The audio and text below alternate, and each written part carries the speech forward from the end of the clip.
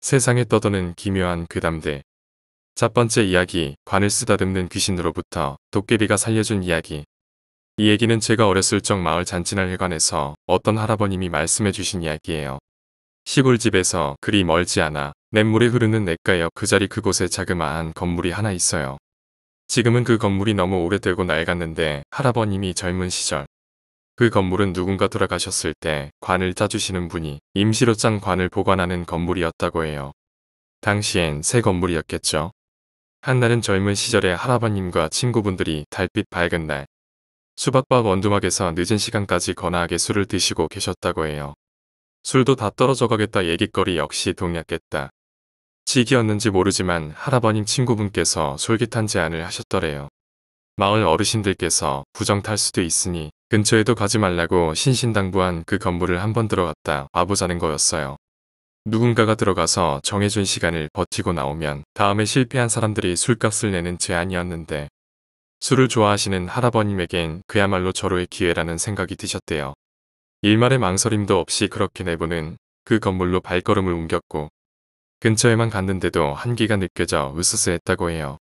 가위바위보를 해서 할아버님의 친구분께서 들어가실 차례가 되었는데 들어가시길 꺼려하는 친구분의 등을 밀고 있던 찰나에 건물 안에서 스윽스윽 소리가 나더래요. 네 분 모두 서로 눈빛으로 너도 들려? 너도 들었지? 라고 사인을 주고받다가 동시에 용기를 내어 건물의 창문으로 다가가 안을 들여다본 순간 흰색 소복을 입은 여자분이 관을 엄청난 속도로 빠르게 쓰다듬고 있더래요. 스스슥 스스스스슥 스스슥슥 도저히 사람이 낼 수 있는 속도가 아니었기에 본능적으로 저건 사람이 아니다 란 생각이 들더래요.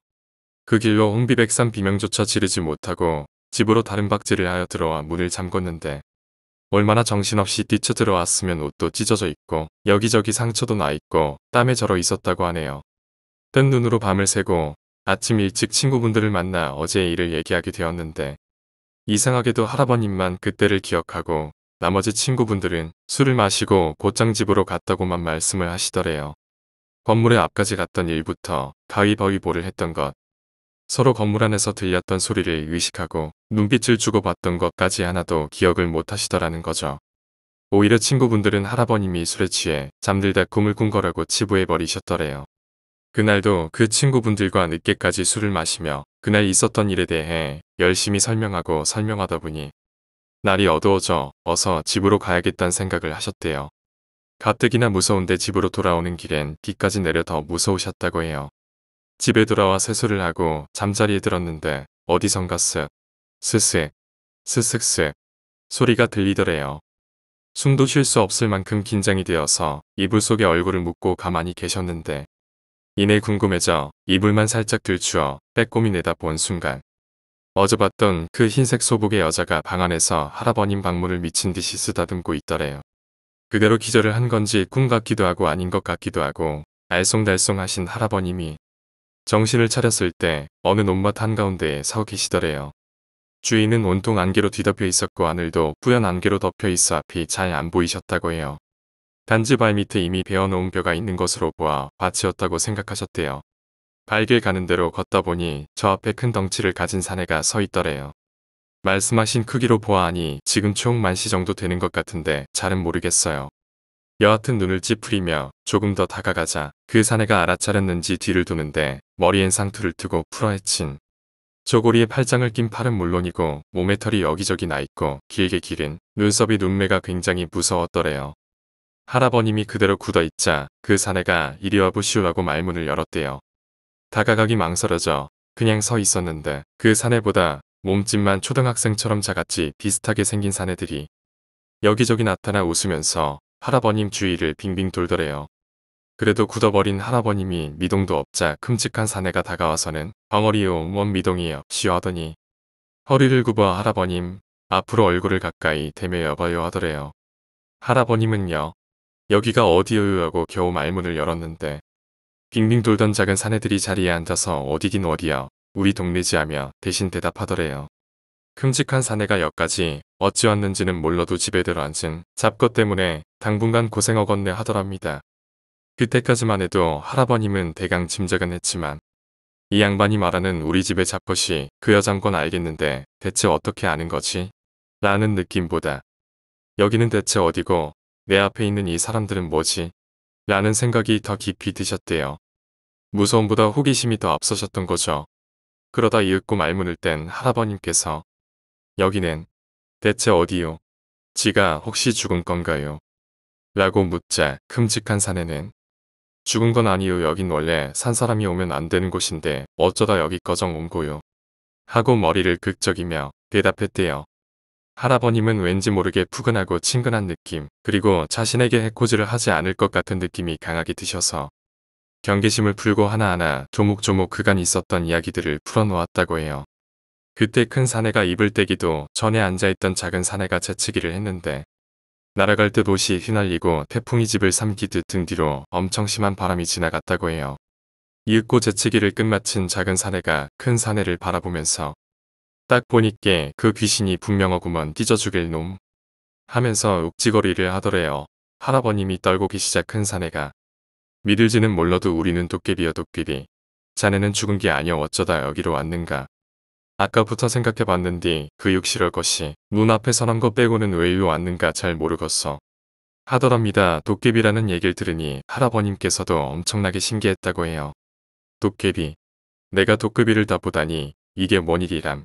하고 생각하고 있던 순간에 그년이 곧 가실 양반들 관에다 별 해괴한 짓을 다여서 부정을 태운다니께. 편하게 갈 양반들도 그년 때문에 못 거고 여기저기 떠도는겨. 얼마나 불쌍한지 하고 얘기했대요. 동시에 어쨌든 그년이 뭔 바람이 불어 그 짝 양반한테 갔는지는 잘 모르겠지만 집안에서 봤다는 것부터가 위험한 거구먼. 목숨 부지 여기 힘들어. 알간. 그러고 여기는 우리가 사는 곳이여. 산 사람이 못 들어올 뿐이지. 엄연히 여긴 우리 동네고. 그 짝 양반이 꾸는 꿈도 아니여. 그것만 알아. 라고 얘기를 마치고 뿌연 하늘만 바라보더래요. 단지 건물을 쳐다봤다고 해서 곧 죽을 사람들한테 저주를 퍼붓고 이승에만 머물게 하는 그 여자 귀신이 무섭기도 했지만 여기가 꿈도 아니고 현실도 아니고 그 경계라는 사실에 아리송하면서 빨리 이 문제를 해결하고 싶어서 할아버님은 도깨비에게 부탁을 하기로 했대요. 지는 이자 앞날이 창창한 젊은이구먼요. 지가 어떻게 여기서 나가야 되는지 또 어떻게 하면 그 여자를 떼어낼 수 있는지 뒷팀 좀 해주시면 안 되겠시요. 부탁이에요. 지발요. 정말 간절하게 도깨비에게 얘기를 하자 큰 도깨비가 헛기침을 킁킁 하더니 배에서 나는 꼬르륵 소리를 들려주며 우리가 배가 고퍼 그런디 그런 메밀묵을 많이 쏘아주면 한번 생각해 볼 테니께 정확히 5일 뒤에 큰 대접에 메밀묵을 가득 담에 대문 앞에 놓아줄 수 있는가? 라고 장난기 섞인 목소리로 물어보더래요. 당연히 수긍한 할아버님은 아무것도 보이지 않는 그 안개 속에서 오직 도깨비 옷저고리만 붙잡고 천천히 따라오라는 도깨비를 따라 꽤 오랜 시간을 걷고 걸으셨대요. 얼마나 걸었는지 감도 오지 않았을 때 금태로 둘은 커다란 문이 보이더래요. 큰 도깨비가 그 앞에서 춤을 추고 노래를 부르자 그 큰 대문이 열리면서 눈을 뜰 수 없을 만큼 강한 빛이 비추더래요. 할아버님 말씀을 빌려 말하자면 따뜻한 비단어 수십 개를 갑자기 겹쳐 입은 듯 부드럽고 따뜻한 느낌이었다고 해요. 얼마 지나지 않아 할아버님이 발로 이불을 박쳤을 때 머리를 이불 끝까지 덮고 있었던 탓인지 온몸에는 땀범벅에 숨도 차고 어지러웠다고 해요. 바로 실눈을 뜨고 방문을 바라봤을 때 아까 봤던 그 여자는 없었고요. 그곳에서 몇 시간 있었던 것 같은데 시계를 보니 시간은 겨우 15분 정도밖에 지나 있지 않았대요.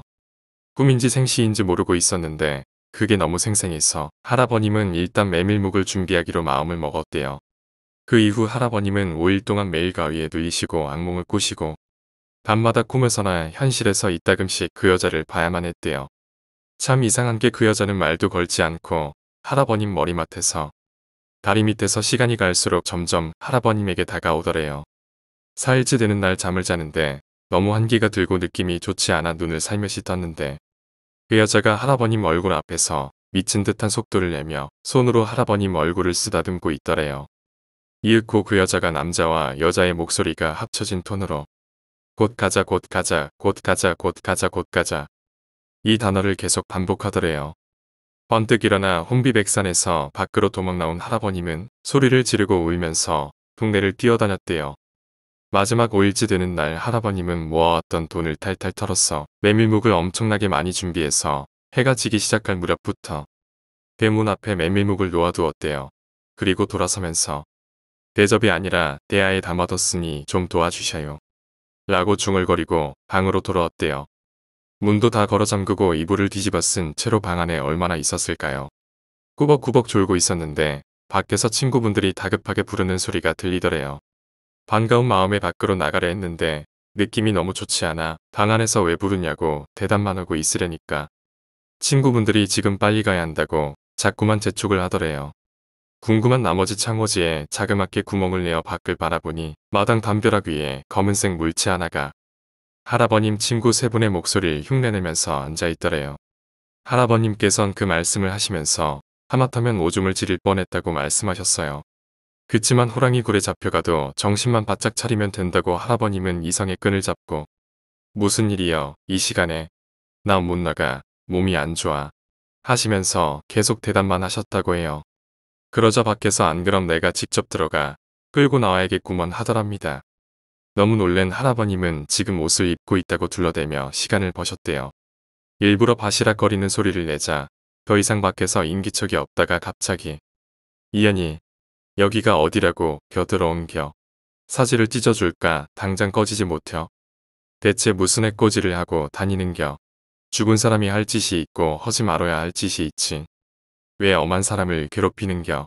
당장에 배가 고프니께 너라도 잡아먹어야 속이 시원하겠는디. 그리해줘. 라고 다투는 소리가 들리더래요. 바로 큰 바람이 몇 번 불고 방문이 흔들흔들 하더니 아이들이 웃는 소리가 깨르륵 들리고 덜컹덜컹 하더니 아주 잠깐이지만 비명소리가 들리더니 잠잠해지더래요. 비명소리인지 바람이 문과 문 사이를 타고 들어올 때 나는 바람소리인지 헷갈리신다고 하셨어요. 방 안에 할아버님은 너무 놀래서 그 자리에 서서 굳어 있었대요. 아까 뚫어놓은 창호지로 밖을 살짝 내다보았는데 마당에는 아무것도 없었대요. 밖에 쥐죽은 듯 조용해지자 무슨 용기가 났는지 메밀묵을 확인하러 나갔는데 메밀묵이 멀쩡하더래요. 손을 댄 흔적도 없는데 다만 색이 좀 이상했대요. 대문 밖을 나가보니 어스름하게 비추는 달빛 아래 원두막가는 방향으로 그때 보았던 큰 도깨비가 주위에 도깨비불 몇 개와 함께 덩실덩실 걸어가더래요. 그리고 그 이후엔 도깨비도 그 귀신도 꿈도 가위도 악몽도 아무것도 없었다고 하세요. 그러면서 저에게 호기심에라도 그 건물에는 가지 말라고 신신당부를 하셨어요. 굉장히 오랜 시간이 지난 뒤였는데도 불구하고 저한테 그런 일이 생길까봐 노심초사하시는 듯 했어요. 얘기를 들은 것은 여기까지예요. 아이스크림이 다 녹을 때까지 멍하니 얘기를 듣고 있었어요. 너무 재미있어서요. 정말 현실과 다른 경계가 있는지는 미스터리지만 도깨비가 마냥 무섭지만은 않다는 걸 깨달았어요. 두 번째 이야기. 일본의 여관 괴담. 마침 2년 정도 전의 일입니다. 여행을 가고 싶어서 알바 자리를 알아보던 때입니다. 계속 더운 날이 이어진 탓에 땀을 흘려가며 구인지를 뒤적이면서 전화를 걸었습니다. 하지만 어째서인가 여기도 저기도 땡, 전부 땡이었습니다. 달고 다른 장판 위에 대자로 뻗어팅 굴며 대충 모아놓은 구인 잡지를 펄럭펄럭 짜증을 내며 넘겼습니다. 불경기구나. 절약을 위해 밤이 되기 전까지 전기는 꺼두었습니다. 어두운 방에 떨어질 듯 떨어지지 않는 저녁해의 빛이 들어오고 있었습니다. 창가에 가려진 부분만이 마치 어두운 십자가 같은 그림자를 바닥에 떨어뜨리고 있었습니다. 멀리서 전차의 소리가 들려옵니다. 눈을 감자 다른 방에서 나는 저녁 식사의 냄새가 들어옵니다. 컵라면이 있었지. 저는 피곤한 몸을 일으키며 어질러 놓은 구인 광고 잡지를 치웠습니다. 그러다 문득 우연히 페이지가 펼쳐졌습니다. 거기엔 어떤 현의 여관에서 아르바이트를 모집하고 있다는 것이었습니다. 그 장소는 그야말로 제가 여행에 가보고 싶다고 생각한 곳이었습니다. 조건은 여름 기간 동안만이라 시급은 그다지 라고 해야 하나 전혀 좋다고는 할 수 없습니다. 하지만 숙식 제공이라는 것에 강하게 끌렸습니다. 쭉 컵라면밖에 먹지 못했습니다. 간단한 거라도 손수 만든 요리가 먹을 수 있는 데다가 가고 싶었던 장소. 저는 곧바로 전화를 걸었습니다. 네, 감사합니다. 여관입니다. 아, 죄송합니다. 구인 광고를 본 사람인데요. 아직 모집하고 계십니까? 예, 잠깐만 기다려주세요. 지짓, 지지짓, 월, 것갓. 전화를 받은 건 젊어 보이는 여성이었습니다. 전화의 너머에선 처음에 목소리를 가진 남자와 작은 목소리로 얘기를 나누고 있었습니다. 저는 두근두근해서 어째서인가 정적까지 하면서 기다렸습니다. 이윽고 소화기를 쥐는 듯한 기색이 들었습니다. 네, 전화 바꿨습니다. 그러니까 아르바이트인가요? 구인에서 여기를 알게 되어서 꼭 부탁드리고 싶습니다만. 감사합니다. 이쪽이야말로 부탁드리고 싶네요. 언제쯤이면 오실 수 있나요? 언제라도 전 상관없습니다. 그럼 내일이라도 부탁드려요. 죄송하지만 성함이 카미오입니다. 카미오 군이군요. 얼른 오세요. 순탄한 박자로 얘기가 흘러갔습니다. 운이 좋았다. 저는 평소 통화하면서 중요한 걸 잊지 않도록 녹음합니다. 다시 통화 내용을 들으면서 필요사항을 메모합니다. 거기서 지내면서 일할 거니까 가지고 갈 거에 보험증 같은 것도 필요해서 그것도 메모했습니다. 그 여관의 구인 페이지를 보자 흑백으로 여관의 사진이 찍혀 있었습니다. 크기는 작았지만 자연에 둘러싸여 있어서 좋아 보이는 곳이었습니다. 저는 빨리도 알바에 붙고 게다가 가고 싶었던 곳이었기에 안심했습니다. 하지만 뭔가 이상했습니다. 저는 콧노래를 부르며 컵라면을 조리했습니다. 어쩐지 콧노래도 이상하게 느껴졌습니다. 어느새는 지고 열어두었던 창문으로부터 미지근한 바람이 들어왔습니다. 저는 컵라면을 후루룩 먹으며 뭐가 이상한지 알아챘습니다. 조건이 좋고 돈을 벌면서 여행 기분도 맛볼 수 있다. 젊은 여자도 있는 것 같다. 여관이라면 만남도 있을지도 몰라. 하지만 뭔가 이상해. 어두워진 창문 유리가 거울이 되었습니다. 그 어두운 창문에 제 얼굴이 비춰졌습니다. 왜인지 전혀 기쁘지 않았습니다. 이유는 모르겠지만 전 굉장히 침울해 있었습니다. 창문에 비춰진 나이를 먹은 것처럼 생기가 없는 자신의 얼굴을 계속 바라보았습니다. 다음 날, 저는 심한 두통에 눈을 떴습니다. 오한도 심하게 들었습니다. 감기인가? 저는 비틀거리며 이를 닦았습니다. 잇몸부터 피가 나왔습니다. 거울에 비춰진 얼굴을 보다가 깜짝 놀랐습니다. 눈 밑에 다크서클이 먹으로 칠한 것처럼 선명하게 드러나 있었고 얼굴은 창백해져서 마치 알바를 포기할까 했지만 이미 준비는 어젯밤에 마쳤습니다. 하지만 하고픈 마음이 들지 않았습니다. 바로 그때 전화 벨소리가 울렸습니다. 좋은 아침입니다. 여관입니다만 카미오 씨는 계십니까? 네. 지금 준비를 마치고 나가려던 참이에요. 알겠습니다. 어디 아프신가요? 죄송하지만 목소리가... 죄송합니다. 일어난 지 얼마 안 되어서. 무리는 하지 마세요. 여기에 도착하면 우선 온천에 들어가도 괜찮아요. 첫날은 푹 쉬세요. 괜찮습니다. 그치만 감사합니다. 전화를 끊고 집을 나섰습니다. 저리도 친절하고 상냥한 전화라니 감사했습니다. 하지만 전화를 끊고 나니 이번엔 한기가 들었습니다. 문을 열자 현기증도 느껴졌습니다.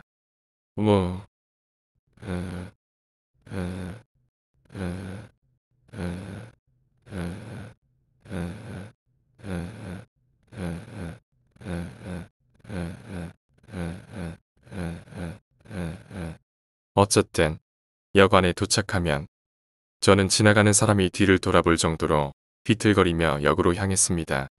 얼마 지나지 않아서 비가 내리기 시작했습니다. 우산을 가지고 나오지 않은 저는 젖어가며 역을 향했습니다. 격한 기침이 나왔습니다. 여관에서 쉬고 싶다. 흠뻑 젖은 채로 역에 도착한 저는 표를 샀습니다. 그때 자신의 손을 보고 놀랐습니다. 건조해서 메말라 있었습니다. 젖어 있지만 피부가 쩍 갈라져 있었습니다. 마치 노인처럼. 큰일이다. 병인가. 여관까지 무사히 도착하면 좋으련만. 저는 난간에 매달리는 것처럼 달라붙어서 계단을 올라갔습니다. 몇 번이고 쉬면서. 전철이 오기까진 아직 시간이 있었습니다. 저는 벤치에 쓰러진 것처럼 앉아서 괴롭게 호흡했습니다. 헛, 헛. 목소리는 갈라지고 손발은 저려왔습니다. 파도처럼 두통이 몰려오기도 했습니다. 콜록콜록. 기침을 하자 발밑 근처에 피가 튀었습니다. 저는 손수건으로 입가를 닦았습니다. 피가 가득 묻어 있었습니다. 저는 흐려진 시야로 지하철 플랫폼을 보았습니다. 빨리 여관으로. 이윽고 전철이 요란한 소리를 내며 미끄러지듯이 도착했고 문이 열렸습니다. 타거나 내리는 사람을 보며 저는 겨우겨우 일어났습니다. 요통이 굉장했습니다. 비틀거리며 승강구 쪽으로 향했습니다. 몸 전체가 아팠습니다. 저 전철에 타면 그리고 승강구에 손을 댔을 때 차 안에서 잔뜩 화가 난 얼굴을 한 할머니가 돌진해 왔습니다. 퍽! 저는 튕겨나가줘서 플랫폼에 나뒹굴었습니다. 할머니도 비틀거렸지만 다시 덮쳐왔습니다. 저는 할머니와 뒤엉켜 싸우기 시작했습니다. 하지만 슬프게도 상대는 할머니인데도 저의 손엔 힘이 실리지 않았습니다. 하지 마요. 하지 마세요. 전 저 전철에 타야 한다고요. 할머니는 제 위에 올라타서 얼굴을 손으로 꽉 잡고 바닥에 짓누르며 물었습니다. 여관에 갈 수 없잖아요. 이윽고 영무원들이 달려와서 저희는 분리되었습니다. 이미 전철은 가버리고 없었습니다. 저는 일어나지도 못하고 몰려든 사람들의 중심에서 앉아 있었습니다. 저로부터 떨어진 할머니는 숨을 고르며 이렇게 말했습니다. 너 이거사 들러붙어 있어서 위험했어. 그리고 할머니는 떠났습니다. 저는 영무원과 질답을 주고받았지만 금방 해방되었습니다. 역에서 나온 전 어쩔 수 없이 집으로 돌아갔습니다. 그러자 몸의 상태가 좋아지기 시작했습니다. 목소리도 원상태로 돌아왔습니다. 거울을 보자 혈색도 좋았습니다. 저는 이상하게 생각하며 집을 나왔습니다. 짐을 내려놓고 담배를 피웠습니다. 진정되고 나선 역시 관두자고 생각하며 여관의 전화번호를 눌렀습니다. 그러자 감정이 없는 가벼운 목소리가 들려왔습니다. 이 전화번호는 현재 쓰고 있지 않습니다. 다시 눌러보았습니다. 이 전화번호는 현재 쓰고 있지 않습니다. 저는 혼란스러워졌습니다. 분명 이 번호로 오늘 아침에 전화가 걸려왔는데 이상해. 저는 통화 녹음을 했었단 걸 떠올렸습니다. 처음으로 되돌려서 들어보았습니다. 지짓. 네. 감사합니다. 여관입니다. 뭐라? 저는 한계를 느꼈습니다. 젊은 여성이었을 터인데 목소리가 마치 처음의 남성처럼 되어 있었습니다. 아, 죄송합니다. 구인 광고를 본 사람인데요. 아직 모집하고 계십니까? 저는 거기서 뭔가 얘기하고 있는 걸 들었습니다. 되감기를 하고 음량을 크게 했습니다. 추워. 얼을 것 같아. 아이의 목소리가 들어가 있었습니다. 거기에 그 뒤에서 수많은 사람들의 앓는 소리가 들렸습니다. 식은땀이 흐르기 시작했습니다. 전화로부터 떨어졌습니다. 그러자 녹음해둔 통화 내용이 그대로 재생되었습니다. 감사합니다. 이쪽이야말로 부탁드리고 싶네요. 언제쯤이면 오실 수 있나요? 언제라도 전 상관없습니다. 기억에 있는 대화 내용. 하지만 저는 아저씨와 이야기를 나눴을 터. 거기서 흘러나오는 목소리는 지면 밑에서부터 울리는 듯한 노인의 목소리였습니다. 카미오 군이군요. 얼른 오세요. 통화는 거기서 끝이 났습니다. 제 몸에는 식은땀이 주르륵 흘러 떨어졌습니다. 밖에는 비가 억수같이 내렸습니다. 가위에 눌린 것처럼 움직일 수 없었던 전 겨우 진정되기 시작했습니다. 그러자 녹음해뒀던 통화 내용이 재생되었습니다. 오늘 아침의 통화입니다. 하지만 이야기를 하는 목소리는 저뿐이었습니다. 저는 전화의 전원 코드 자체를 뽑아버렸습니다. 메마른 목에 침을 삼켰습니다. 뭐야 이거 뭐냐고. 어떻게 된 거야?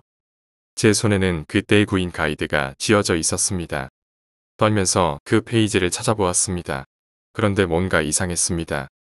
손이 떨렸습니다. 그 페이지는 있었습니다. 하지만 책은 깨끗할 터인데 그 여관의 1페이지만 뽀깃하게 구겨져 있었고 뭔가의 얼룩이 크게 퍼져 있었으며 끝부분이 조금 타 있었습니다. 아무리 봐도 거기만이 낡은 종이었습니다. 마치 수십 년 전에 오래된 잡지 같았습니다. 그리고 거기에는 전부 타버린 여관이 찍혀 있었고 이런 기사도 쓰여 있었습니다. 사망자 30몇 명. 불은 부엌으로부터 퍼진 모양. 여관의 주인으로 추정되는 탄 시체가 부엌에서 발견된 것을 보아 요리할 때 불을 사용했던 것으로 보인다. 무구러운 숙박객들은 미처 도망치지 못하고 불에 타서 사망. 뭐야? 이거 구인이 아니잖아. 저는 말문이 막혀 아무 소리도 낼 수 없었습니다. 구인 잡지가 바람에 펄럭였습니다. 저는 마비된 머리 때문에 돌처럼 움직이지도 못하고 있었습니다. 그때 문득 귀가 약해졌습니다. 순간의 정적이 저를 감쌌습니다. 분명 전화기에 전원 코드를 뽑아두었는데 그 순간 전화 벨소리가 들려왔습니다. 전 어떻게 해야 할까요? 세 번째 이야기, 할머니가 새를 싸게 준 이유. 제가 직접 겪었던 일은 아닙니다. 이제는 나이가 지긋하게 드신 아는 형님과 술자리에서 제 이야기를 했다가 그분 또한 겪었던 일을 들려주셔서 이렇게 말해봅니다. 지금은 작은 전자제품 대리점을 하시는 형님이신데요. 예전에 그분이 룸사롱을 하실 때 이야기입니다. 편하게 그 형님이 말씀해주신 대로 쓸게요. 그때가 아마 올림픽 할 때니까 88년도였지. 숭이동 쪽에서 하던 장사를 접고 다른 가게를 알아보고 있을 때였어. 내가 도박에 좀 빠졌었거든. 장사는 잘 됐는데 도박으로 가게 말아먹고 다른 곳에서 또 하려고 알아볼 때였지. 물론 돈이 어디 있겠어. 대충 여기저기서 모으니까 한 300 정도 되더라고. 300으론 가게 하기가 좀 막막했지. 그렇게 시간 보내고 있는데 아는 동생한테 연락이 온 거야. 구월동 시장통 안에 원래 다방하던 자리인데 지금은 비어있다고. 싸게 나온 거 같으니까 한번 가보라고. 당시에 물가가 막 오르기 시작할 때였지. 300 가지곤 가게 없고 인테리어도 해야 하는데 좀 모자랐지. 그래도 일단 장사만 시작하면 돈이 들어오니까 구경이나 가보자 하는 맘에 구월동으로 갔지. 그 시장 안으로 좀 들어가서 구석진 모퉁이에 3층짜리 건물 지하였어. 40평 정도의 룸 5개는 만들겠더라고. 오랫동안 문 닫아놓은 가게더라고. 지하라 좀 쾌쾌한 냄새도 많이 났지만 근데 내가 지금 그런 것 따질 형편은 아니잖아. 가격은 보증금 250에 월 30 정도라고 듣고 왔거든. 내가 가진 돈으론 빡빡했지. 잘 보고 갑니다. 돌아서는데 건물주인 듯 할머니가 날 잡아 세우더라고. 얼마나 있는데. 그래. 모지라면 장사하면서 갚아. 한 달에 10이던 20이던 장사하면서 맞추면 되지. 그래 내가 젊은이 인상이 좋아 보이니까 월 2부로 모자라는 걸 맞춰보는 건 어때? 그 할머니 정말 시원한 사람이더라고. 그땐 그렇게 생각 들었지. 불것 있겠어? 당장 계약해. 아는 친구 놈한테 외상으로 인테리어하고 애들 다시 다 불러서 오픈 때렸지. 장사. 당연히 잘 됐지. 외졌어도 당시엔 그렇게 술집이 많지 않았거든. 알아서 찾아와서 다들 술 잘 먹고 잘 가고 했으니까 2달 정도 눈썹 날리게 장사가 잘 되더라고. 빚은 거의 다 갚았고 통장에 잔고가 팍팍 쌓였으니까 말이지. 그렇게 3달째쯤 접어들었는데 이 웨이터 놈이 어느 날 문득 나에게 얘기하자는 거야. 그래서 뭐냐? 하고 물었더니 사장님 저 죄송한데요. 가게에서 안 자면 안 될까요? 라고 하더라고. 왜 그러는데? 라고 물으니 아니요. 자꾸 새벽에 이상해요. 라고 했지. 아니 뭐가 이상하다고 그러냐? 근데 그 얘기를 하던 중에 그놈 얼굴을 유심히 보니까 유난히 살이 쪽 빠져 있는 거야. 눈 밑에 검지고 많이 들었고 그동안 내가 바빠서 신경을 안 썼나 보다 생각했는데 그놈이 말하길 여기 가게에 귀신 있나 봐요. 무서워서 가게에서 잠을 못 자겠어요. 그땐 일하는 애들이 가게에서 잠을 잤거든. 숙식을 다 가게에서 해결했으니까 말이지. 그래도 귀신이라니 너무 웃긴 거야. 한심한 놈아. 젊은 놈이 뭐가 그렇게 겁이 많아? 네가 피곤해서 몸이 많이 허해졌나 보다. 내일 문보신하러 가자. 그렇게 그날은 넘어갔지. 그런데 점점 시간이 흐를수록 이놈이 그 얘기를 계속 하는 거야. 그놈 얼굴도 나날이 헬쑥해져 가고 그러더만 끝내는 그만두겠다고 하는 거야. 일 잘하는 놈을 구하기도 어렵고 해서 가게 근처로 방 하나 구해줬지. 진짜로 좋아하더라고. 그렇게 시간이 흐르고 4달째쯤 되었어. 그 전 일은 나도 까맣게 잊고 있었지 뭐. 가게도 많이 바꿨고. 셋째 달 결산을 보려고 다들 퇴근하고 나랑 웨이터랑 둘이 남았어.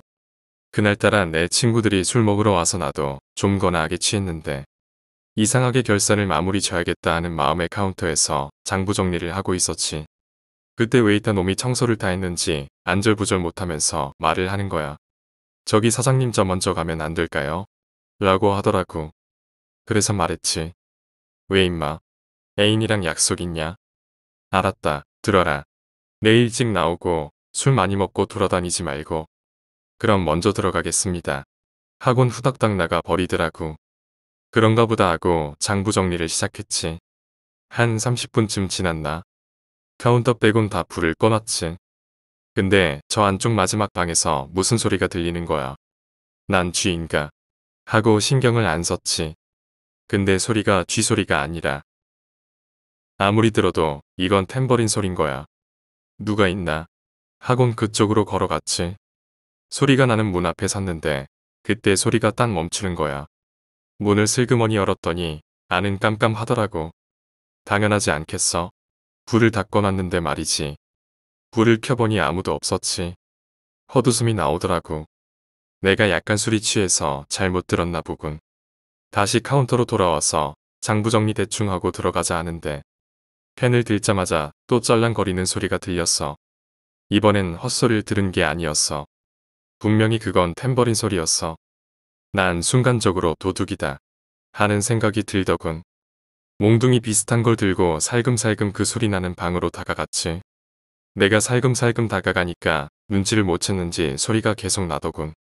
이놈 잘 걸렸다. 감히 내 가게에 도둑질을 하러 와. 그 생각을 하면서 문고리에 손을 살짝 댔는데 그 소리가 딱 멈추는 거야.